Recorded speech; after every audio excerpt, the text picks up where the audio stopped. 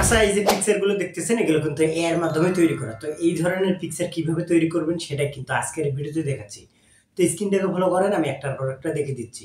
ওকে, আমি চলে আসছি জিমিনি অ্যাপসে। তো জিমিনি অ্যাপস তো কিন্তু প্লে স্টোরে অ্যাভেলেবেল, এটা ফ্রিতেই ব্যবহার করতে পারবেন। ইনস্টল করে এরকম ইন্টারফেস চলে আসবে।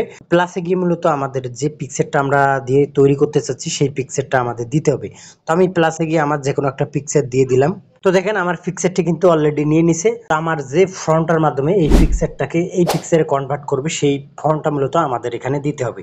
তো কপি করা আছে, আমি জাস্ট পেস্ট করে দিয়ে এই অপশনে ক্লিক করে দিলাম। ক্লিক করে দেওয়ার পর দেখবেন এইরকম ইন্টারফেস চলে আসবে। তো কিছুক্ষণের মধ্যে কিন্তু আমাদের পিকচারটা তৈরি করে দিয়ে দিবে। তো দেখেন অলরেডি কিন্তু পিকচারটা তৈরি করে দিয়ে দিছে। তো দেখেন অনেক সুন্দর কিন্তু দেখাচ্ছে।